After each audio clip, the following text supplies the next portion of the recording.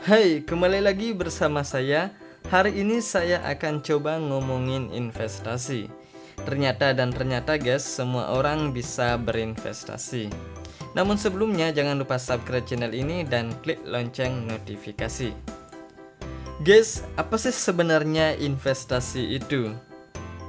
Sebenarnya kata investasi ini sudah sangat akrab sekali di telinga kita. Kadangkala kita masih memandang bahwa investasi itu adalah hal yang absurd bahkan terkesan wah. Hal ini mungkin terjadi karena sebagian besar orang masih menganggap bahwa tidak semua orang bisa berinvestasi. Namun sesungguhnya semua orang bisa berinvestasi guys, dari modal yang paling kecil sampai dengan yang paling besar. Investasi itu adalah penanaman modal atau dana yang kita miliki dalam suatu instrumen investasi dengan harapan mendapatkan keuntungan di masa mendatang. Investasi adalah cara untuk membuat uang kita bekerja guys. Kenapa kita harus berinvestasi ya guys? Tahu nggak guys? Salah satu tujuan kita investasi adalah untuk melawan inflasi. Tanpa kita sadari, ternyata setiap tahunnya nilai mata uang mengalami penurunan guys. Yang kita sadari terkadang hanya harga-harga barang yang terus melonjak tinggi. Bisa dilihat di layar ini guys, rata-rata inflasi 10 tahun terakhir sampai dengan tahun 2020 4,5% per tahun. Data ini saya dapatkan dari hasil kalkulasi data yang disediakan oleh Bank Indonesia.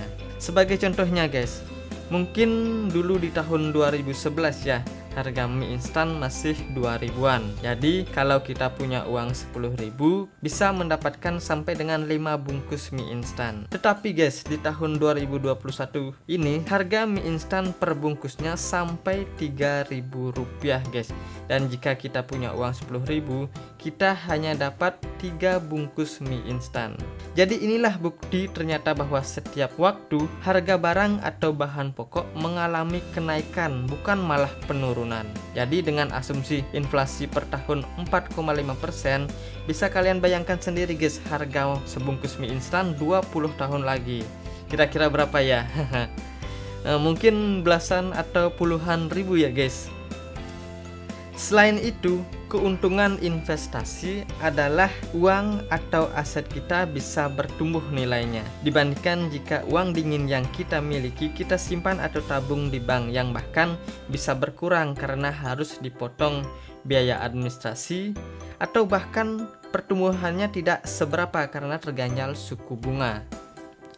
Misal saja kalau uang kita ditaruh di deposito, mungkin hanya mendapatkan imbal hasil sebesar 4% per tahun ya guys. Namun dengan berinvestasi, imbal hasil yang kita inginkan bisa dimaksimalkan. Imbal hasil investasi bisa sampai 5-15% per tahun guys, atau bahkan lebih tergantung instrumen investasi yang kita pilih.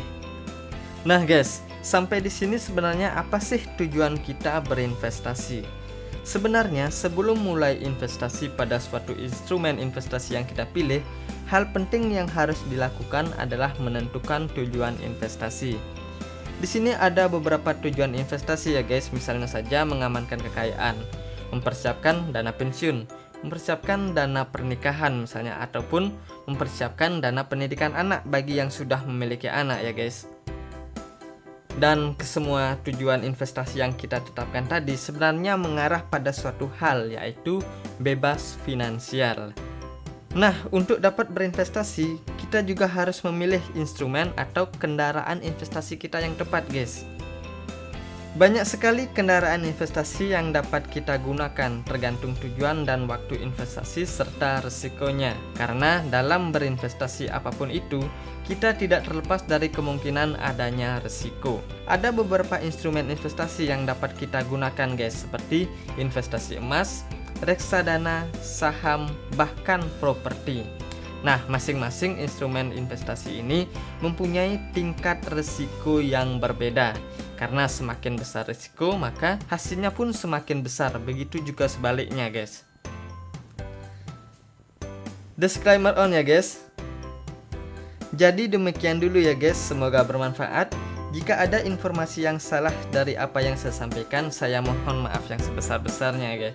Silahkan dikoreksi dengan sopan tanpa menghujat tentunya. Sekali lagi, jangan lupa subscribe dan klik loncengnya. Terima kasih.